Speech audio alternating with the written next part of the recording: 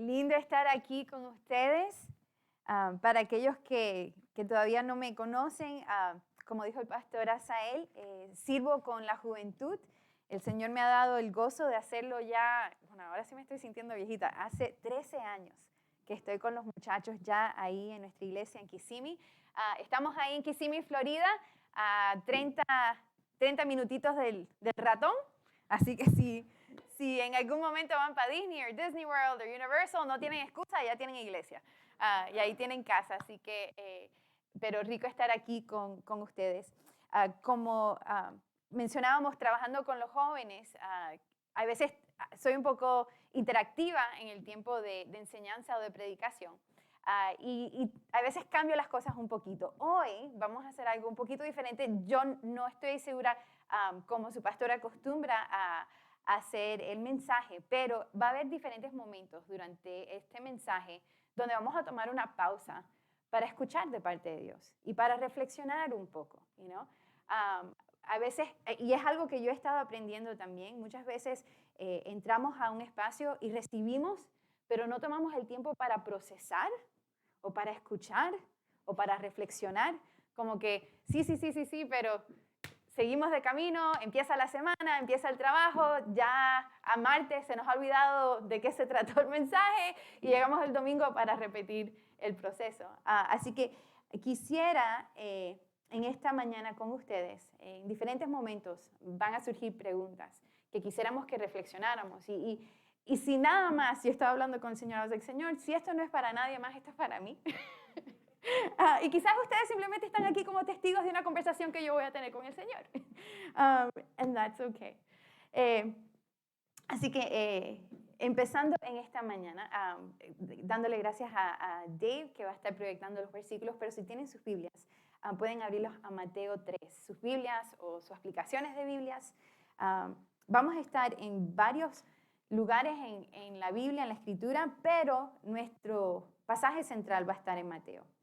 Y empezando en Mateo 3, versículos 16 al 17 ahí.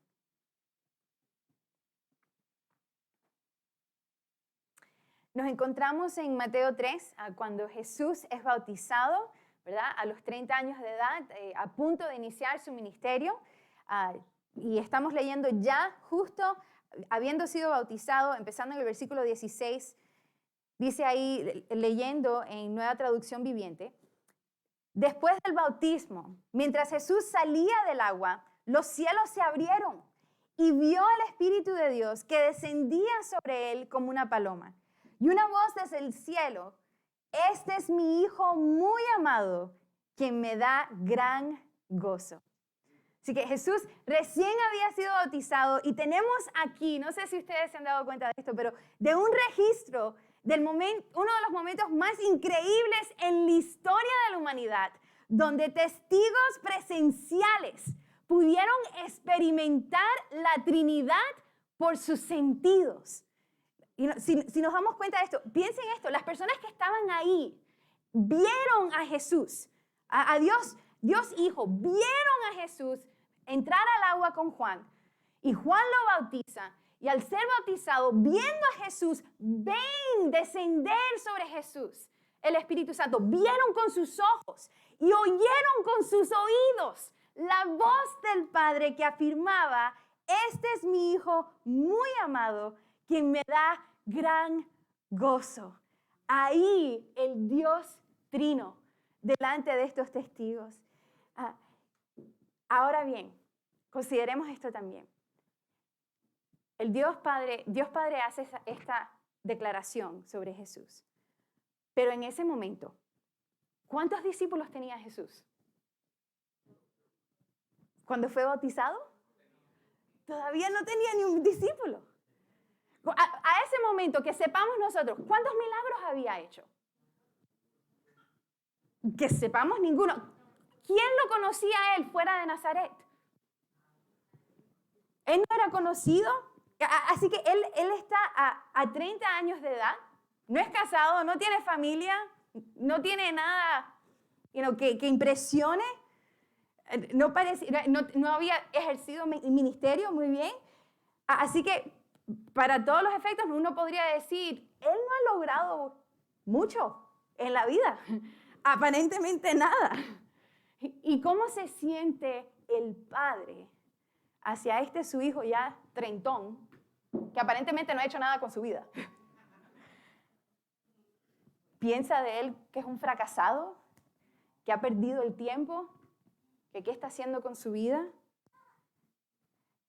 No, el padre dice que él es su hijo muy amado y en quien él plenamente se está deleitando. Y lo mismo aplica a cada uno de nosotros. No hay nada que tengamos que hacer o lograr para ser amados por Dios de esa manera. Sabemos que para convertirnos en hijo o hija de Dios, tenemos que poner nuestra confianza en la muerte y resurrección de Jesús y reconocerlo a Él como Salvador y Dios. Y si eso es verdad para ti, entonces tú eres un hijo o una hija muy amada, en quien el Señor se deleita, a quien le da gran gozo al Señor. Pero aún antes de estar en Cristo, el Padre te amaba. ¿Qué nos dice en Romanos 5? Que Dios mostró su amor para nosotros. De esta manera que aún siendo pecadores, aún estando fuera de Él, Cristo murió por nosotros. ¿Y por qué? ¿Para qué? Para hacernos sus hijos muy amados. Y eso es lo que dice Dios de ti. Esas palabras Dios las dice de ti. Y tus logros o tus faltas de logros no determinan eso. Y si la gente se lo cree o no se lo cree, tampoco importa. Tu identidad, eres hijo o hija muy amada, muy amado. Y Dios se goza y se deleita en ti. Ese momento tuvo que haber sido increíble para el Señor Jesús. Pero inmediatamente después de ese momento, tan lindo, tan bello, como decimos, ese high de ese momento con el Padre, ¿qué ocurre inmediatamente después?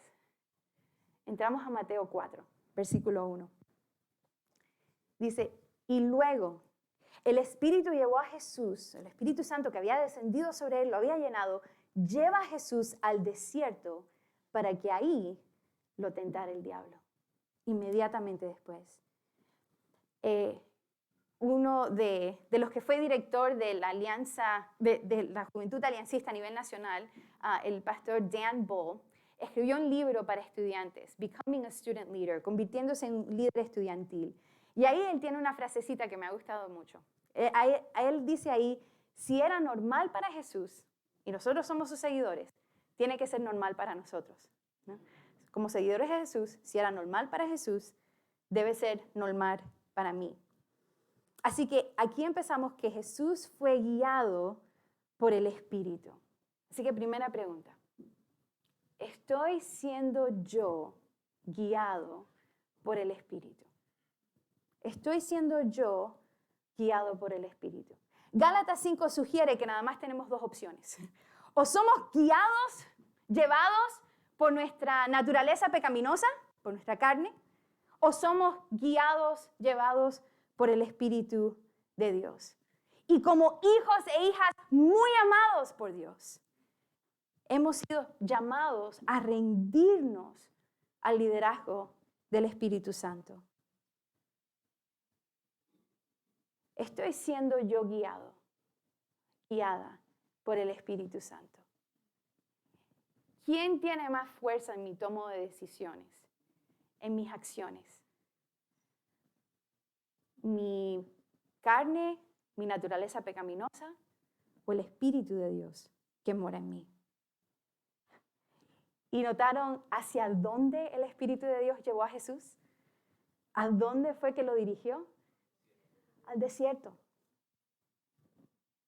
Ahora, segunda pregunta.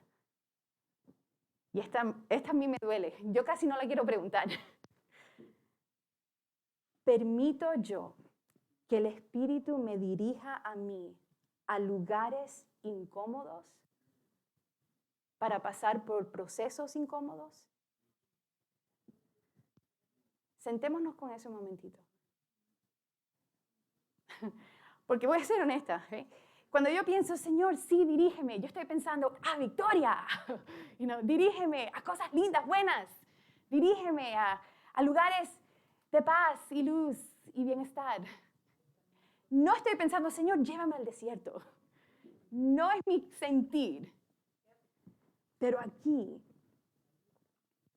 el Espíritu llevó a Jesús al desierto.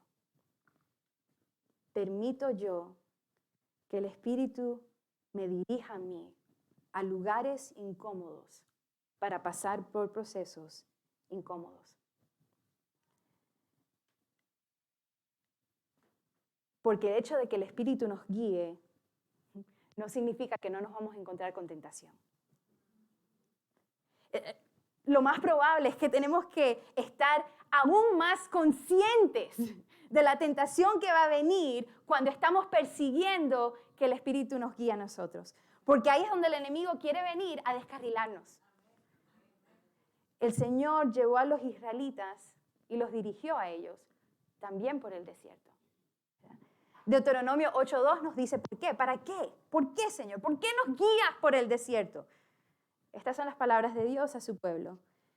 Recuerda cómo el Señor tu Dios te guió por el desierto durante 40 años, donde te humilló y te puso a prueba para revelar tu carácter. Otras versiones dicen, para mostrarte tu corazón y averiguar si en verdad obedecerías sus mandamientos. Aquí en Mateo 4, ahora el Señor, que el mismo Dios que había dirigido al pueblo de Israel por el desierto, dirige a Jesús por el desierto. Y a medida que tú y yo permitamos que el Señor nos guíe, va a haber momentos que Él nos guiará al desierto. Él nos llevará al desierto. Los israelitas fueron tentados en el desierto. Jesús fue tentado en el desierto. Y si fue normal para Jesús, va a ser normal para mí. Tú y yo seremos tentados en el desierto. Y sé lo que algunos de nosotros estamos pensando. Pues hace rato yo estoy en el desierto porque mira que a mí me vienen tentaciones. No nos podemos sorprender que nos lleguen retos cuando el Señor nos está guiando, ¿verdad? A veces pensamos, Señor, pero yo pensé que yo te escuché, yo estoy haciendo esto, pero ¿por qué todas estas cosas me están atacando? ¿Por qué estos ataques? Bueno, quizás porque precisamente estás por la vía que el Señor te está mandando. Y cuando pensamos en este pasaje de las tentaciones, o de la tentación de Jesús, no sé ustedes, pero a mí me ha ocurrido que, uno piense, ok, cuando Jesús enfrentó estas tentaciones, fue que Él fue al desierto, estuvo 40 días, y fue el último día que se le apareció el diablo, y ahí le hizo esas 3 preguntas, pam, pam, pam. A veces en la lectura como que esa es la impresión que nos da. Pero Lucas 4, del 1 al 2, nos aclara esto un poco. Refiriéndose al mismo momento, dice, entonces Jesús, lleno del Espíritu Santo, regresó del río Jordán, fue guiado por el Espíritu en el desierto, donde fue tentado por el diablo durante 40 días. Eso no fue que Jesús estuvo solito en el desierto 40 días y fue el último día que el diablo se le apareció. No, durante esos 40 días, durante el término que estuvo en ese desierto, el diablo vino a tentarlo. Si ustedes tienen una amistad que sabe resumirle toda una película en 3 oraciones, más o menos eso es lo que tenemos aquí. Toda la película es 40 días y a nosotros se nos ha dado los highlights, la culminación de esos 40 días. Y tenemos ese resumen de esa batalla de nuestro Señor Jesús en esa tentación. Mateo 4:2, durante 40 días y 40 noches ayunó y después tuvo mucha hambre. Si fue normal para Jesús, debe ser normal para mí. ¿Estoy ayunando en mi vida? ¿Es esto algo normal para mí? ¿Es el ayuno parte de mi ritmo y mis disciplinas espirituales? es el ayuno parte de mi ritmo y mis disciplinas espirituales. Leyendo un devocional, ellos hicieron un hincapié acerca del ayuno, y quiero leerles directamente de ese texto que dice: el ayuno es vaciarte a ti mismo de algo para crear mayor espacio para la llenura del Espíritu. Es negarte a ti mismo algo que anhelas, que deseas, para sentir con mayor intensidad el deseo de tu espíritu. El ayuno abre espacio para poder oír la voz del Espíritu, ¿verdad? Es esa disciplina parte de mi ritmo espiritual con el Señor. A la misma vez, y yo soy la primera, tenemos que tener mucho cuidado de convertirlo en una regla legalista, porque yo inmediatamente, soy yo, leo eso: bueno, Señor, es verdad, yo no tengo ese ritmo de ayuno, yo sé abrir mi Biblia y estar en oración, interceder, congregarme, pero el ayuno como que de vez en cuando, de cuando en vez. Así que, pues, me propongo cada primer día del mes voy a ayunar y me pongo esa regla, y no es malo. Pero ¿qué pasa si el primer día del mes te toca una boda?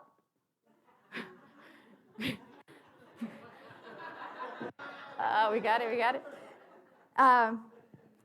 Si a eso es lo que el Señor te está llamando, si esa es parte de la invitación de Dios, bueno, ok, pues te toca o no ir a la boda o ayunar en la boda.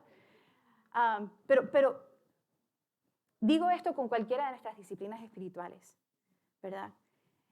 Seamos también, el Señor tiene gracia para nosotros, podemos ser flexibles en ella, que no se convierta en una ley y atadura a la cual el Señor no nos ha llamado, sino que esas son avenidas para el que el Señor nos hable y esté con nosotros.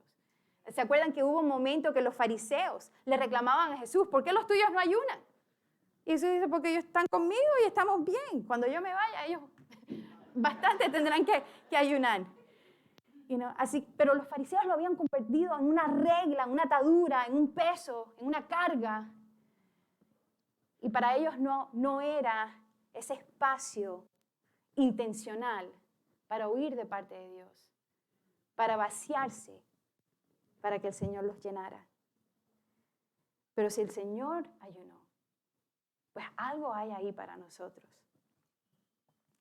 Y me encanta esta frase que dice que Él ayunó. ¿Y cuál fue el resultado de ese ayuno? ¿Cómo se sintió el Señor? Tuvo mucha hambre. A mí me encanta esto porque no solamente muestra la humanidad de Cristo, sino que, me perdonan hermanos, nos mata todas las excusas y nos mata todos los argumentos que tenemos nosotros.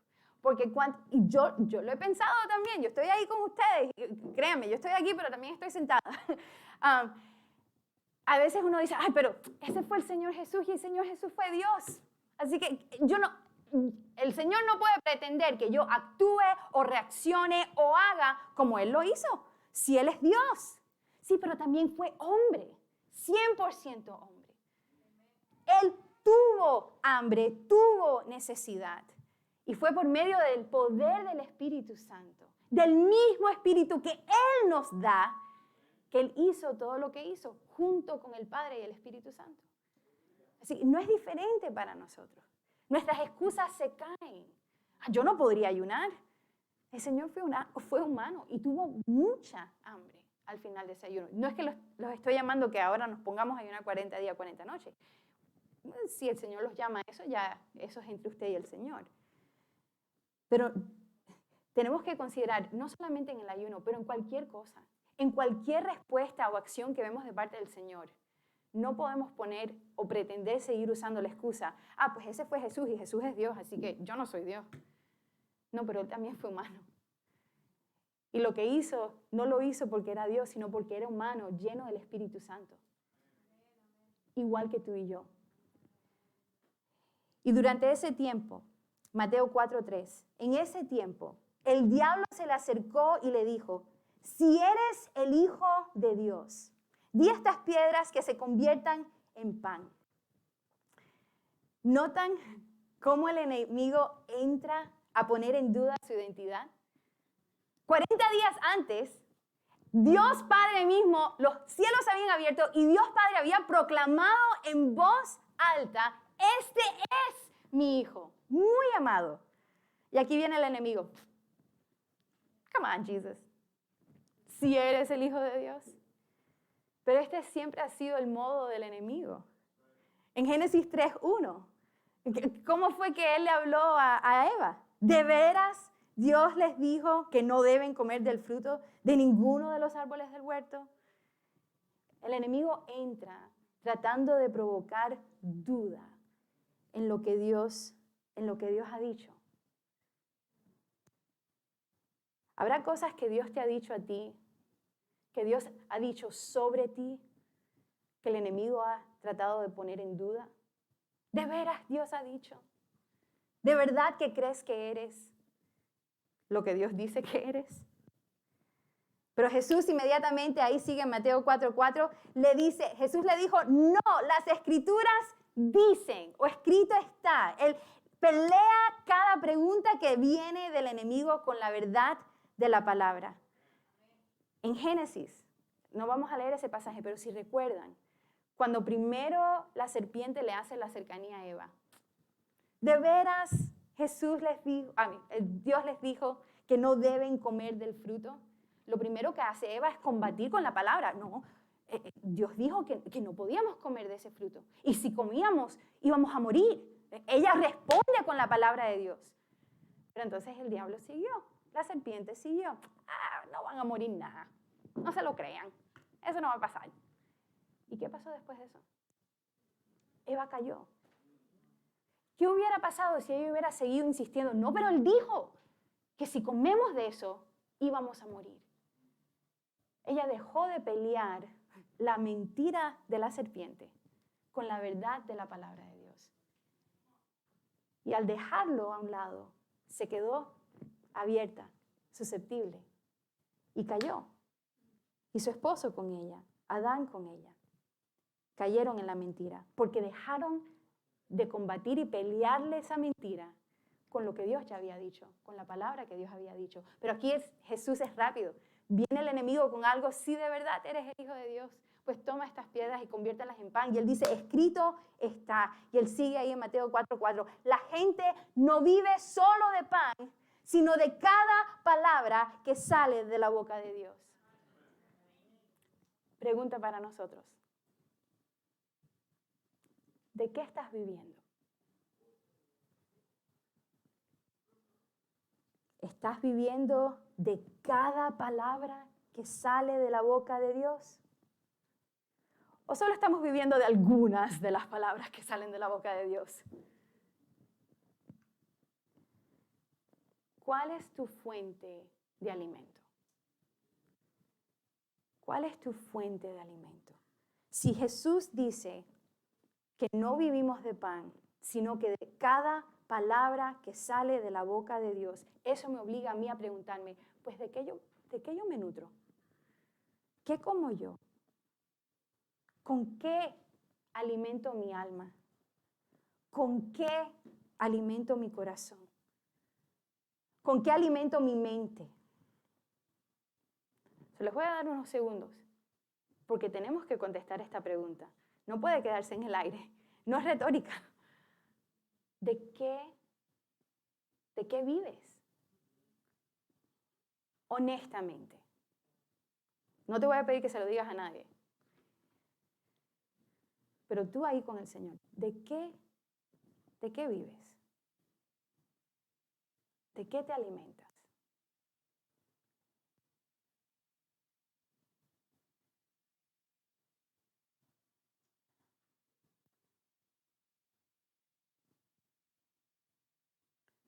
Yo les confieso que tengo problemas a veces con alimentarme de la aprobación de otros. A veces ese es mi alimento. Y me deja vacía. A veces me alimento del mucho hacer para sentirme productiva, con propósito, significativa. Me alimento del mucho hacer. a veces me alimento de mis preocupaciones. Porque en vez de pensar en las cosas del Señor, me pongo ahí a dar vueltas y vueltas y vueltas y vueltas y vueltas y vueltas y vueltas y vueltas.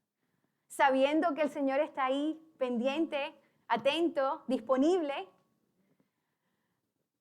Pero en vez de levantarme de esa mesa comiendo preocupación, para sentarme a la mesa que el Señor ha puesto delante de mí, me quedo ahí con mi bolsa de papitas de preocupación, comiendo, alimentándome de eso. A veces me alimento de distracciones. Estoy ansiosa, hay mucho que hacer, estoy un poco abrumada, no quiero pensar. En vez de ir al Señor, me pongo a buscar algo para ver, para desocupar la mente. Y no es que eso sea malo, ver un programa o una película, no es que eso sea malo. Pero si voy hacia eso para alimentar mi corazón, para alimentar mi mente. Yo amo la palabra de Dios. Pero no siempre soy muy buena en alimentarme de ella. Cuando el enemigo le propone a Jesús que tome esas piedras y las convierta a pan, ¿es porque qué? Porque Jesús tenía mucha hambre, ¿verdad? Así que el enemigo, un comentarista que leí decía, el enemigo estaba como que empujándole a Jesús la idea de tomar este atajo, este shortcut, para satisfacer ese deseo de hambre que tenía, con su propio poder, y eludir completamente esa incomodidad del ayuno, en vez de confiar en la provisión de Dios. En otras palabras, Jesús, tú no tienes que seguir sufriendo esto. Muchacho, hazte un pan, come. Tú tienes el poder, vamos. ¿Acaso tú no eres el Hijo de Dios? Tú lo puedes hacer. Tú puedes detener este ayuno. Tú no tienes que seguir aquí. Tú no tienes que seguir en ese estado. Tú puedes tomar control de esta situación y resolvértela tú. Una pregunta para nosotros. ¿Qué atajos? What shortcuts soy yo propenso a tomar en mi vida? ¿Qué atajos soy yo propenso a tomar en mi vida? ¿Cuáles son aquellas cosas que yo trato de suplirme en mí misma, en mi propia fuerza, por mi propia mano, en vez de esperar y depender del Señor? La invitación del Señor en esta mañana es que sigamos buscando alimentarnos de su palabra. Porque si no nos estamos alimentando de su palabra, como hemos dicho, nos estamos alimentando de otras cosas. Y son cosas que sí, por el momento parece apacentar esa hambre, pero solo la palabra de Dios puede satisfacernos. Un escrito por Worship Blog dijo lo siguiente, y me encantó esto. Dios escribió un libro. Y con su libro, con estas palabras delante de nosotros, Él despierta nuestras almas muertas y aburridas. Él nos libra de la atadura del pecado, de deseos que nos roban de vida. Él consuela al deprimido, inspira al desanimado, guía al confundido. Él nos da poder para hacer que nuestras vidas cuenten para su causa en el mundo. Él nos satisface completamente y para siempre con palabras, sus palabras. ¿Okay? La gente no vive solo de pan, sino de cada palabra que sale de la boca de Dios. Seguimos en este proceso con Jesús en el desierto, Mateo 4, 5 y 6. Después el diablo lo llevó a la santa ciudad, Jerusalén, al punto más alto del templo, y dijo, si eres el Hijo de Dios, ahí sigue con la puya, si eres el Hijo de Dios, tírate. Porque el diablo también conoce Biblia. Pues las Escrituras dicen, ¿tú quieres pelear con la Escritura? Yo peleo con la Escritura. Él Él ordenará a sus ángeles que te protejan y te sostendrán con sus manos para que ni siquiera te lastimes el pie con una piedra. Yo no sé ustedes, pero yo veo ahí a Satanás proponiéndole a Jesús que sea manipulativo con Dios Padre. Tenemos que tener cuidado con esto. El enemigo nos puede tentar a torcer la palabra de Dios para que diga lo que nosotros queremos que diga y usarla para nuestra propia agenda. Y para determinar si eso está pasando o no, tenemos que verificar la motivación de nuestro corazón. ¿Dónde está nuestro corazón? Jesús le responde, versículo 7. Las Escrituras también dicen, pero entonces, ¿cómo peleamos? Con la palabra. ¿Okay? El enemigo quiere sacarnos una con la palabra. Pues yo tengo más palabra también. Las Escrituras también dicen, escrito está, no pondrás a prueba al Señor tu Dios. Así que cuando el enemigo trata de retorcijar o torcer la palabra de Dios, ¿con qué peleamos eso? Con más palabra de Dios.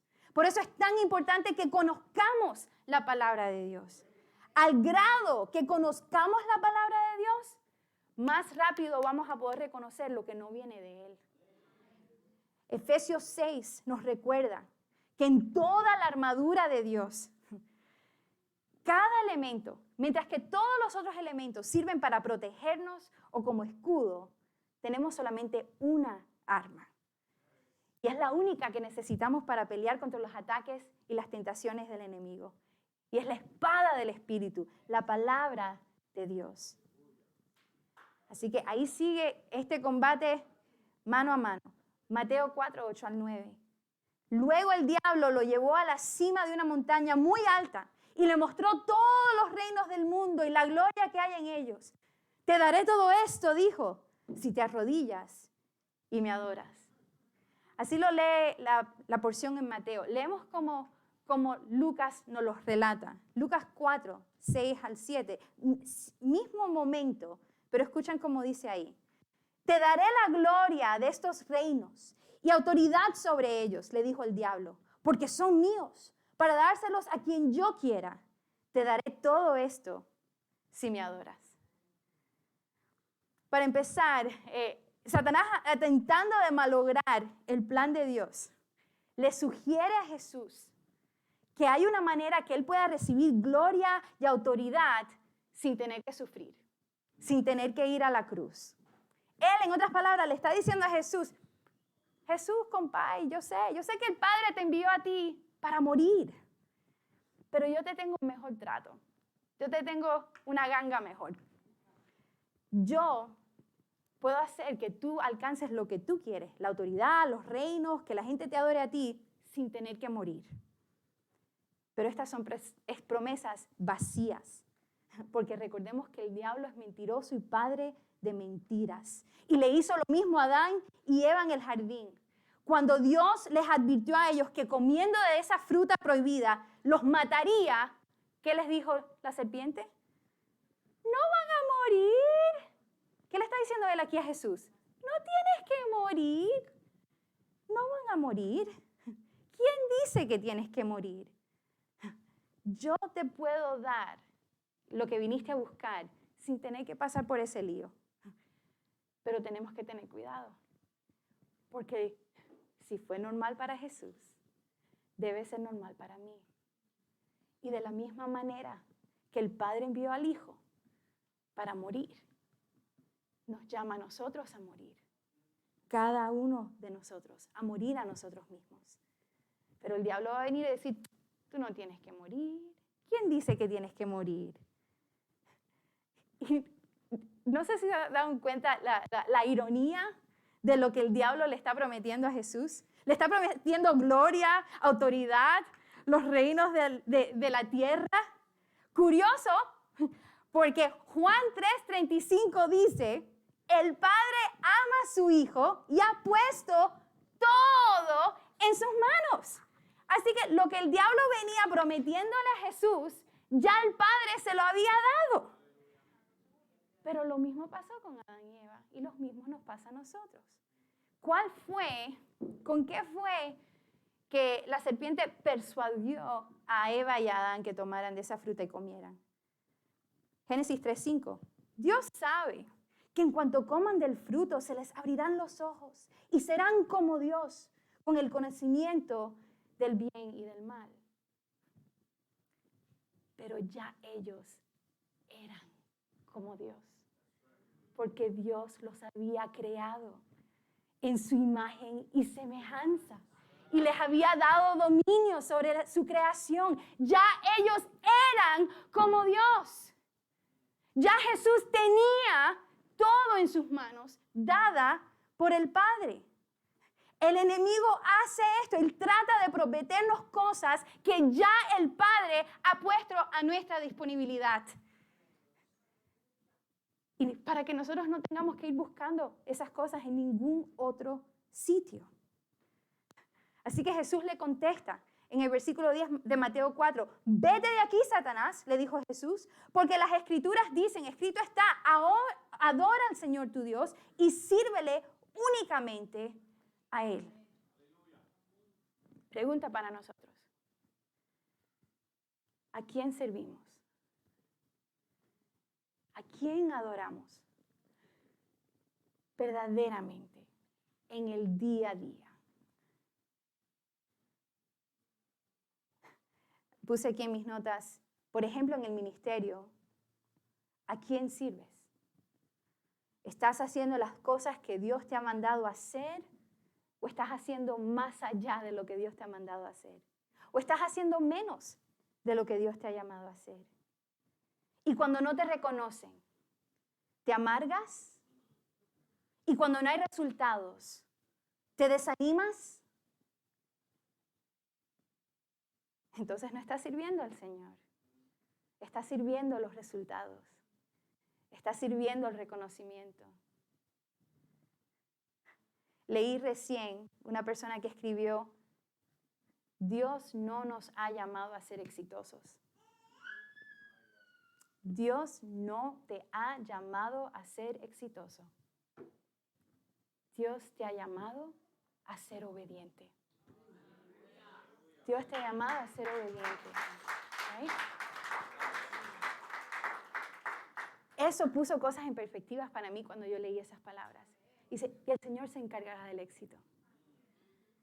En el momento que llegué, recién leí acerca de un misionero que estuvo en un país, ahora no me acuerdo, quiero decir Camboya, que estuvo en Camboya y ahí entregó su vida. Décadas pasó en Camboya, murió con muy poco fruto.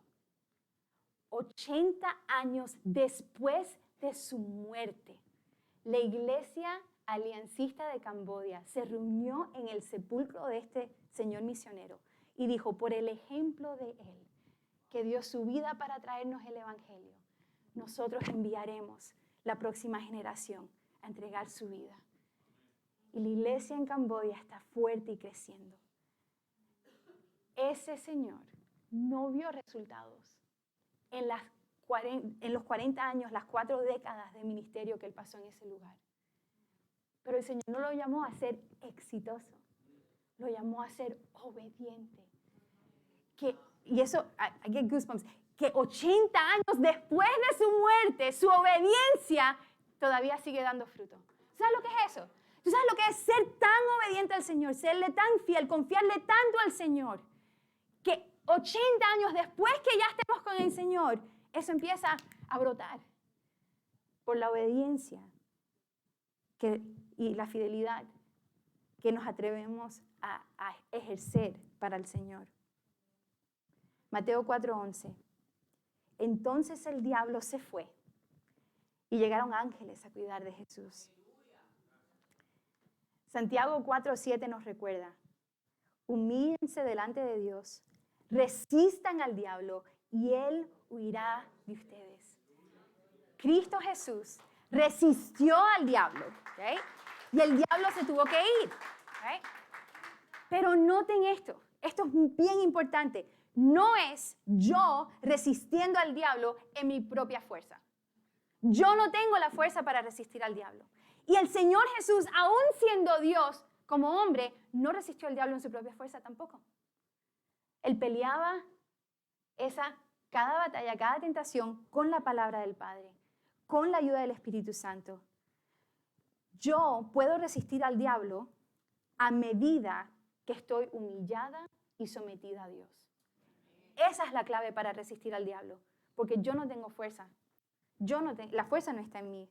Si yo estoy humillada y sometida completamente a Dios, sabiendo que yo soy una hija muy amada del Padre, a quien le da gran gozo, y yo estoy humillada y sometida a Él, ¿con qué cuento me puede venir el diablo a mí a venderme algo? Si yo estoy segura en quién yo soy y quién Él es. El pastor y escritor J.D. Greear hace el argumento que nosotros muchas veces pecamos porque olvidamos quiénes somos. Muchas veces pecamos porque olvidamos quiénes somos y lo que ya tenemos.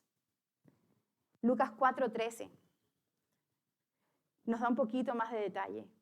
Y dice ahí, cuando el diablo terminó de tentar a Jesús, lo dejó hasta la siguiente oportunidad. Así que, hermano, no es que el cuento se quedó ahí. No es que después de esos 40 días Jesús ganó y ya el diablo no tuvo más que hacer. No, el diablo siguió dando la vuelta y lo mismo nos va a pasar a nosotros. Pasando por el desierto, bregando con tentaciones, ahí aguantados del Señor, resistiendo el diablo huye y uno, ¡ay, qué rico, qué bueno! Ganamos, estamos bien. Aguántate porque viene la próxima ola. Él va a regresar hasta la siguiente oportunidad. Cuando Adán y Eva fueron tentados y pecaron contra Dios, ¿se acuerdan lo que hicieron? Después que cayeron y se dieron cuenta de que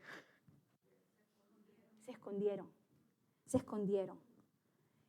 Y Dios fue detrás de ellos. Y tenemos la primera pregunta registrada que Dios hizo. ¿Cuál fue esa pregunta? ¿Se acuerdan? ¿Dónde estás? Hermanos, cerrando este tiempo juntos. ¿Dónde estás? ¿Dónde estamos? Regresando a algunas de las preguntas que hicimos durante nuestro tiempo juntos. ¿Dónde estoy?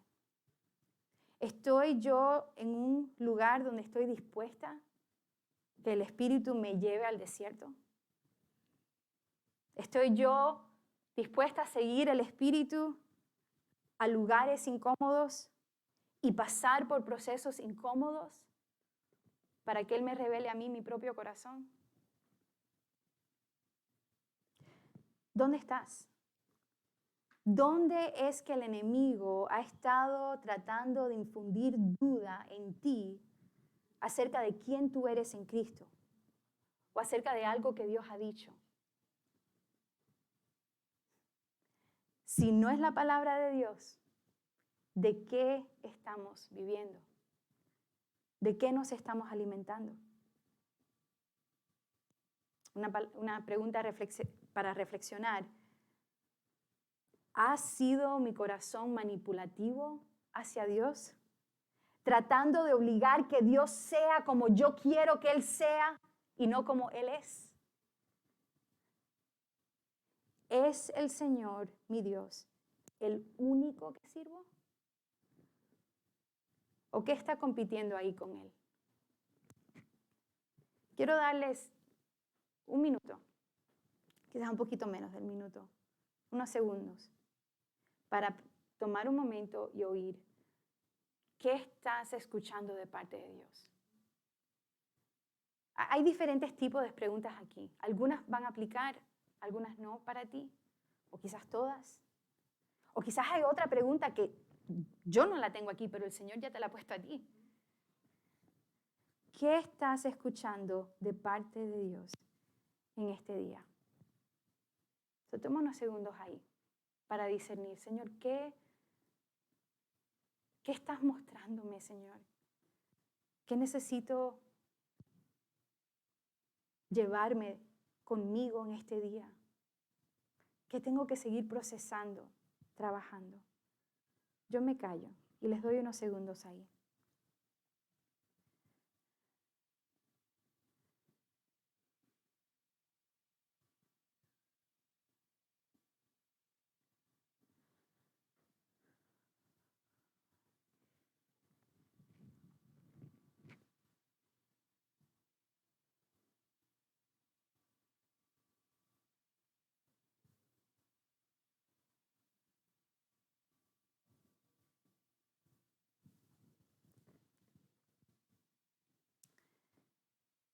Si tienen ahí con ustedes un papelito, un bolígrafo o su propio celular en la aplicación de notas, escriba ahí en una palabra o una frase qué es lo que Dios te está diciendo. ¿Qué es lo que el Señor te está diciendo? Porque eso no es por mí, eso es porque el Señor está trayendo cosas a nuestros corazones que tenemos que ir trabajando. Yo les confieso, la que a mí me está dando fuerte es, estoy yo dispuesta a que el Señor me guíe por lugares incómodos y por procesos incómodos. Yo estoy ahí como que... Con esa me tengo que sentar yo. Pero Hebreos 2:18 nos recuerda, debido a que Él, Jesús mismo, ha pasado por sufrimientos y pruebas, puede ayudarnos cuando pasamos por pruebas. Hermano, aquello que el Señor está trayendo a su corazón, aquello que el Señor le está hablando, Él no pretende que usted lo trabaje solito. Él es su ayudador, el mismo Jesús que pasó por ese desierto, resistió al diablo y venció con el poder de la palabra y la ayuda del Espíritu Santo, es el mismo Dios que va a estar con nosotros por nuestros desiertos, para darnos las fuerzas para igual resistir al diablo, combatir con la palabra y estar pendiente a su Espíritu Santo. Y como último pasaje en nuestro tiempo juntos, Hebreos 4:15-16. Nuestro sumo sacerdote comprende nuestras debilidades. Gracias, Señor. Porque enfrentó todas y cada una de las pruebas que enfrentamos nosotros. Sin embargo, Él nunca pecó.